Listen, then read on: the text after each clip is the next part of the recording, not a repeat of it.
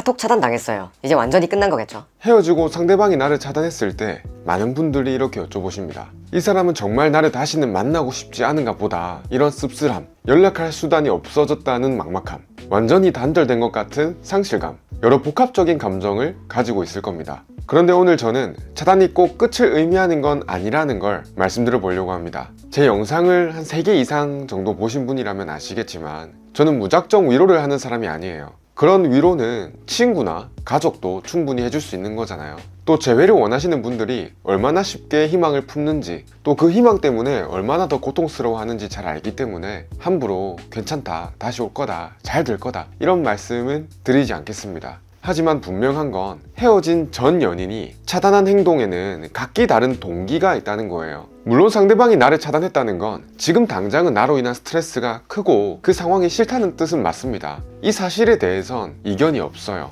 그런데 여기서 우리가 한 가지 더 깊이 생각해 봐야 될 게 있습니다. 왜 굳이 차단까지 했을까? 그냥 무시하면 되잖아요. 카톡 안 읽으면 되고 내 프로필 안 보면 되는데 왜 차단이라는 행동까지 한 걸까요? 때로는 상대방이 나를 차단하는 게 스스로를 보호하려는 행동일 수가 있는 겁니다. 무슨 말이냐면요, 차단이라는 게 단순히 보기 싫어서가 아니라 보면 흔들릴 것 같아서, 보면 내 멘탈이 힘들어서 하는 경우도 분명히 있다는 거예요. 담배 끊으려는 사람이 담배를 버리듯이, 다이어트를 하는 사람이 배달 앱을 지우듯이 상대방도 나를 멀리하기 위해서 차단했을 수가 있다는 거죠. 근데 그게 왜 중요할까요? 상대방이 나를 차단하면서까지 의도적으로 나를 거리두기를 해야 될 만큼 아직 마음이 남아있다는 시그널일 수가 있기 때문입니다. 물론 차단당했다고 모두 이 케이스에 속하는 거는 당연히 아니에요. 진짜 끝이라서, 정말 보기 싫어서 차단하는 경우도 분명히 있습니다. 그래서 이 시점에서 우리한테 중요한 건 상대방이 차단한 동기가 무엇인지에 대해서 판단해보는 겁니다. 이 판단을 돕기 위해서 제가 총 5가지 케이스를 말씀드릴 텐데요.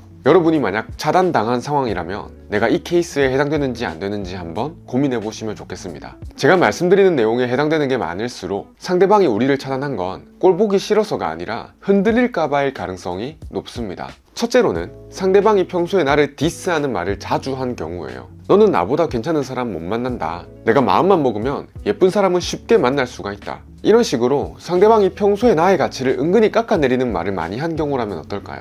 보통 이런 상황에선 상대방이 자존감은 낮지만 자존심은 센 경우가 많습니다. 근데 그 와중에 나에 대한 이성적인 끌림이 높았던 거예요. 내가 수차례 명백한 잘못을 했고 상대방이 이걸 참다가 터뜨리는 과정에서 나한테 막말을 한 게 아니라면 상대방은 무의식 중에 본인보다 내가 더 가치가 높은 사람으로 인식하고 있었을 거예요. 그 부분이 되게 자존심 상하기도 하고, 내가 떠날까봐 혹은 상대방 본인이 먼저 버림받을까봐 두려운 마음에 나의 가치를 깎음으로써 균형을 맞추려고 하는 거죠. 한번 생각을 해보자고요. 사람은 보통 자기보다 낮게 보는 사람한텐 깎아내리는 말을 잘 하지 않아요. 유튜브 댓글 같은 것도 보면 주로 악플은 잘 나가는 사람한테 달리지 나보다 못난 사람한테 달리는 경우는 상대적으로 덜 하거든요. 그런 맥락으로 내가 큰 잘못을 하지 않았음에도 불구하고 평소에 내 가치를 깎아내리려고 했던 사람이라면 어떨까요? 그만큼 나에 대한 가치를 높게 평가했다는 반증이 될 수가 있다는 겁니다. 그리고 그 말은즉슨 나한테 이성적인 끌림을 많이 느꼈다는 거예요.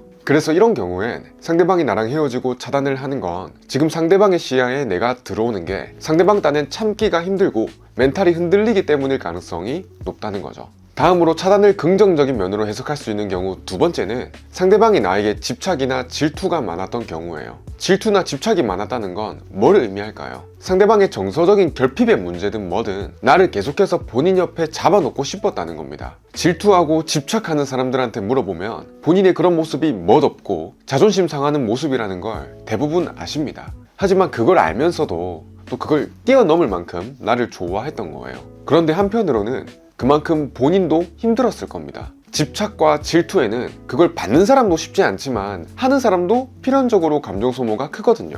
그래서 헤어진 후에 나의 카톡을 보면 다시 그 감정이 끌어오르고 힘들었던 기억이 되살아나니까 아예 차단해버림으로써 거리를 두는 거예요. 그래야 내 멘탈이 더 무너지지 않을 수가 있으니까요.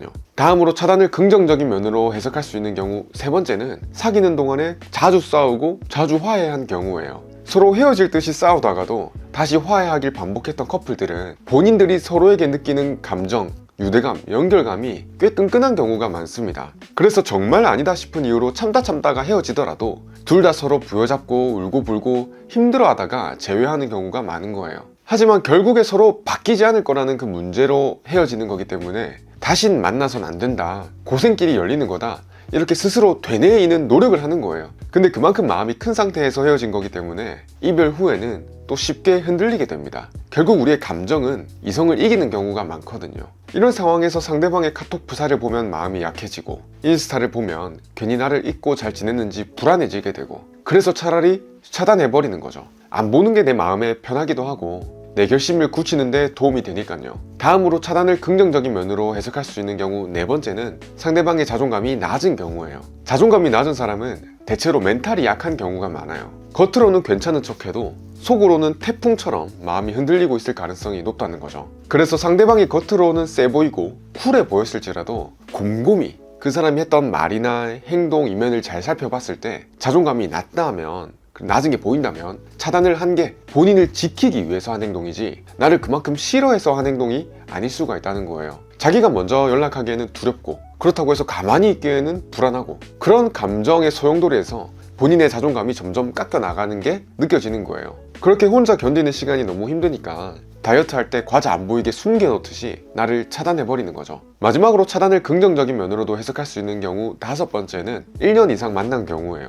재회를 하는 데 있어서 정, 그리고 애착, 이거는 정말 중요한 요소예요. 그리고 이런 요소는 생기기까지 절대적인 시간이 필요해요. 영화나 드라마처럼 만난 거는 며칠, 몇 주 안 되지만 평생 내 마음속에 남아있는 사람이 있을 수도 있어요. 근데 그런 경우는 드물기 때문에 배제하겠습니다. 정이 들고 서로에 대한 애착이 생기기까지는 짧아도 1년 이상의 시간은 필요하다고 생각해요. 근데 이 기간은 절대적인 거는 결코 아닙니다. 1년 동안에 1, 2주에 한 번씩 만난 사람보다 반년을 만났어도 동거하듯이 붙어 있었던 커플들이 서로에 대한 정이나 애착이 더 클 수가 있을 거예요. 그리고 당연히 상황이나 성향에 따라서 기간 자체는 크게 의미가 없을 수도 있긴 해요. 그래도 1년 정도 사귀다 보면 보통 사람들은 상대방한테 정을 붙이고 애착이 생기기에 충분한 시간이라 유추할 수가 있겠습니다. 이렇게 정이나 애착이 생긴 경우는 이거를 끊어내기 힘들어하는 사람일수록 차단을 한 행동이 그저 그 사람이 정말 싫어서라기보다는 내가 지금 이렇게 이별을 극복하는 게 힘들기 때문에 나름의 노력의 일환으로 차단했을 수가 있다는 거죠. 자, 지금까지 차단을 긍정적인 면으로도 해석할 수 있는 경우들에 대해서 말씀을 드려봤는데요. 핵심은 이거예요. 담배를 끊으려는 사람이 제일 먼저 하는 행동이 뭘까요? 주머니에 있는 담배를 버리는 겁니다. 살 빼려는 사람이 제일 먼저 하는 행동이 뭘까요? 배달 앱을 지우거나 집에 있는 간식들을 치워버리는 거예요. 마찬가지로 휴대폰 중독을 끊으려는 사람이 제일 먼저 하는 행동은요, 중독을 일으키는 앱을 삭제하는 거예요. 이런 것들이 일련의 제거하는 행동이라고 본다면 이런 제거하는 행동들이 정말 그것들이 싫어서, 꼴보기가 싫어서 하는 거냐는 거죠. 아니죠. 스스로 절제하기 어려우니까 아예 차단하는 겁니다. 그래서 어떤 대상을 차단하는 건 꼭 그 사람이 싫어서, 혐오스러워서, 다시는 보기 싫어서 이런 것보다는 보일 때마다 내 마음을 휘젓기 때문에 차단하는 경우도 분명히 있다는 거죠. 왜 요즘에 인터넷을 보면 자기 친구를 손절한다는 그런 이야기들이 많잖아요. 사실 그렇게 친구들을 손절하는 사람들 마음을 깊이 들여다보면 내가 상처받기 싫어서 손절하는 경우도 많은 것처럼요. 그렇기 때문에 상대방이 차단했다는 그 사실만 놓고 바로 이성의 끈을 놓고 다른 번호로 전화하고 찾아가고 절절히 매달릴 필요는 없을 수가 있다는 거죠. 이걸 위해서 제가 한번 고민해 보셨으면 좋겠다 싶어서 5가지 경우의 수를 말씀드렸는데 기억나시나요? 제가 한 번 더 마지막으로 짧게 정리해 드릴게요. 첫째론 상대방이 평소에 나를 디스하는 말을 자주 한 경우예요. 둘째로는 상대방이 나한테 집착이나 질투가 많았던 경우죠.